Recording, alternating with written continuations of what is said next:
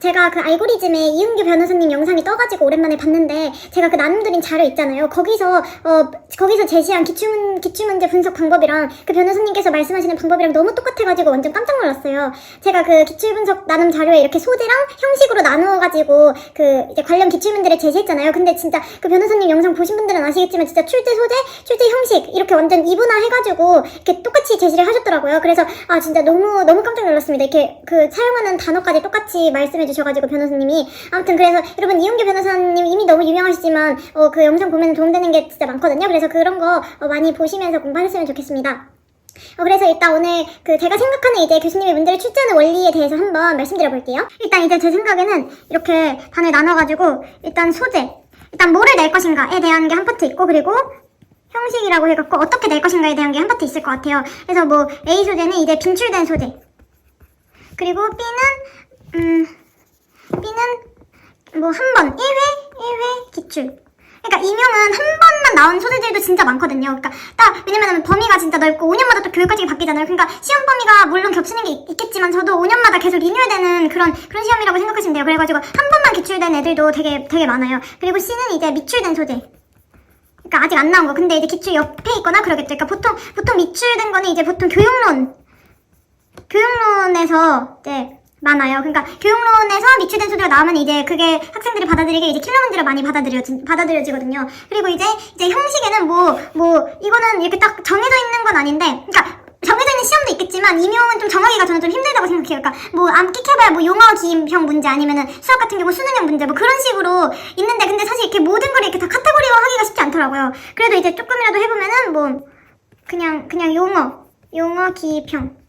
이거는 근데 용어 기입형 이게 이제 좀 많고, 그리고 B는 완전 수능형. 그러니까 수능형은 제가 말하는 수능형은 공부하지 않은 사람도 맞출 수 있는, 그러니까 임용 시험을 공부하지 않은 사람도 맞출 수 있는 게 수능형이에요. 그러니까 수능형은 암기 필요 X. 암기가 필요하지 않는 시험. 그러니까 그냥 처음 보는 사람도 맞출 수 있는 문제. 이런 거 수학에서 생각보다 좀 있어요, 수능형. 그리고 이제 세 번째는 그냥 약간 문장으로 쓰는 거, 문장형. 이렇게 있고, 그리고 수능형에 이제 암기가 아예 필요 없는 애들 수학 같은 경우도 있는데, 이런 찾아쓰기 문제도 이제 그 지문에 그 답이 나와 있잖아요. 그러니까 이제 좀 수능형이라고 볼 수도 있겠죠? 그래서 이제 이런 식으로 해놓은 다음에 이제 제 생각에는 이제 소재를 낼 때 교수님들이 이제 딱 그 소재를 풀잖아요. 근데 일단 이 소재의 근원이 어디냐? 임용 같은 경우는 교육과정이에요. 교육과정.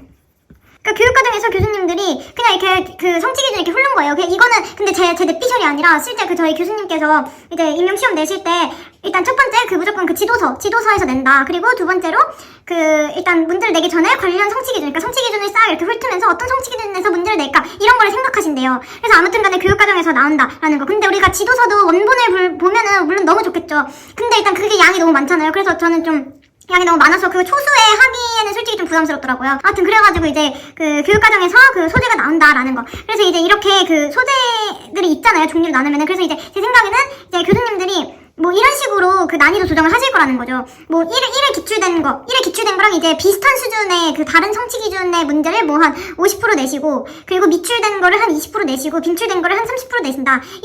이렇게 하거나 아니면은 조금 난이도를 올려야겠어. 그러면은 이걸 이제 30으로 바꾸고, 이거를 이제 20% 바꾸고, 얘를 50% 바꾸고, 그러면은 애들이 이거를 많이 틀리니까 시험이 어려워지겠죠. 그러니까 이런 식으로 좀 그 소재의 비율을 달리하면서 이제 시험을 출제하실 거다라는 거고, 그리고 예를 들어서 옛날에는 빈출된 요 소재를 항상 이제 용어 기입형으로만 문제를 냈으면은 이제는 얘를 이제 빈출된 소재를 문장형으로 내면 어때요? 난이도가 확 올라가잖아요. 그러니까 이런 식으로 매칭을 하면서 1에 기출된 거 다른 거는 수능형으로도 내고 문장형으로도 내고 이런 식으로 좀 매칭을 하면서 그 문제를 내실 것 같다는 거예요. 그러니까 우리는 어떻게 해야 되겠어요? 일단 지금 시기에는 일단 이 소재를 이제 잘 파악을 해야죠. 근데 이제 이 소재를 파악을 할 때 그냥 이거를 무작정 다 외우는 게 아니고, 그러니까 이거는 그냥 다 알아요. 이거는 이제 따로 공부 방법 자체가 필요 없어요. 그냥 딱 보면 아는 거기 때문에. 그리고 이제 1의 기출 같은 경우 이거가 이제 중요하잖아요. 딱 한 번만 나온 거. 그럼 이제 저 같으면 이렇게 하겠다는 거예요. 예를 들어서 X 내용이 나왔다.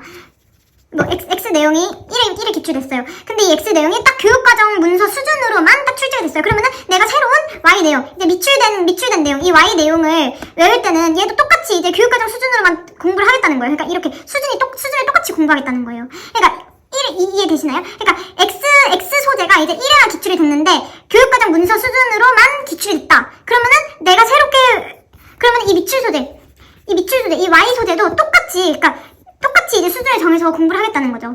뭐 예를 들어서 성취 기준을 벗어나지 않는다. 성취 기준 안에서 출제가 됐다. 그러면 Y 수준을 어떻게 공부해야겠어요? 성취 기준 안에서만 그냥 공부를 하는 거예요. 다른 거 공부하지 않고. 그러니까 1에 기출된 거를, 그러니까 이게 첫 번째 출제잖아요. 그러니까 우리가 두려워하는 게 뭐예요? 첫 번째 출제될 거를 두려워하는 거잖아요. 이 미출이 이제 우리한테 공포의 대상이잖아요. 그러니까 이 미출된 거가 어떤 수준으로 출제될지 알 수 있는 방법은 이 1에 기출된 것만 보는 거예요. 그러니까 최초 출제가 이제 어떻게 되었느냐. 그러니까 1에 기출이라기보다 최초 출제라는 말이 이제 더 좀 좋을 것 같아요. 최초 출제된 내용이 이제 어느 수준으로 출제가 되느냐. 만약에 성취 기준 안에서만 이제 출제가 됐다. 그러면은 Y도 그렇게 하고, 그리고 이제 뭐 예를 들어서 이 성취 기준 안에서가 아니라 약간 조금 더 딥하게 출제가 됐다. 그럼 이제 그 딥하게 조금 그 수준에 맞춰서 공부를 한다는 거죠. 아무튼 이런 식으로 이제 암기 수준을 정하는 게 되게 저는 중요하다고 생각해요. 아무튼 그래가지고 이런 식으로 좀 소재의 수준을 정한다. 그래서 이제 이게 요 소재, 여기 공부하는 게 이제 인풋인 거죠. 인풋. 근데 여러분 진짜 중요하게 생각하셔야 될 게 인풋에서 생각보다 외우는 것보다 그 암기 범위 정하는 거 있잖아요. 그게 훨씬 중요해요. 그러니까 왜냐면 그 초등 이밍은 되게 쉽잖아요. 그 내용이. 그러니까 암기 범위만 정하면은 외우는 거는 솔직히 좀 금방 외우거든요. 그래가지고 이제 이 소재를 공부하는 게 인풋이고, 그리고 이제 형식, 요거가 이제 아웃풋 훈련이겠죠?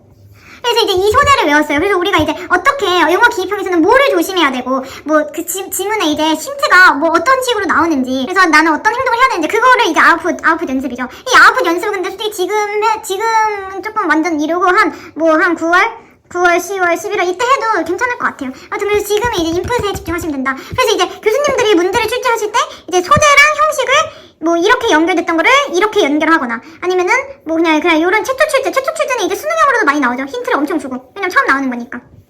이런 식으로 내시거나, 아니면은 미출된 거를 수능으로 내시거나, 그러니까 이런 식으로 소재랑 형식을 연결해가지고 이제 문제가 나온다는 거예요. 근데 우리가 이제 같은 패턴으로 그 문제가 나오는 것만 계속 만나다가 갑자기 다른 조합으로 문제가 나오면 이제 거기서 이거 약간 새로운 문제인데? 라고 느낀다는 거예요. 근데 사실은 새로운 문제가 아닌데. 그래서 이제 저는 이제 기출 분석할 때 진짜 제일 기본 오브 기본이 이제 출제 소재랑 형식을 나누어서 보는 거예요. 그러니까 나눠서 보는 거예요. 이게 제일 중요해요. 이것부터 못하시는 분들도 많더라고요. 그러니까 이 나누는 거, 이걸 나눠야 돼요. 그러니까 나눠야지 이것도 알고 이것도 알지. 나누지 않으면은 알 수 있는 게 거의 없어요. 그러니까 나눠야지만 알 수가 있거든요. 어떤 소재가 나오고 이러는 거를. 그래서 이걸 머릿속에 완전히 딱 이원화 해놓고, 이제 이 소재가, 그러니까 지금은 그냥 이거 생각하지 마시고 그냥 요거 소재만 그냥 그 생각한다고 하면서 기출 분석하시면 될 것 같아요. 근데 이제 좀 또 드는 생각은 요즘 그 제가 딱 시험 보고 나와서 딱 느낀 생각은, 요즘은 좀, 그러니까 옛날에는 기출 그 경향을 보면 옛날에는 이게 뭐 예를 들어서 이게 8 정도로 중요했고 이게 2 정도로 중요했거든요. 근데 지금 제가 시험 봤을 때는 한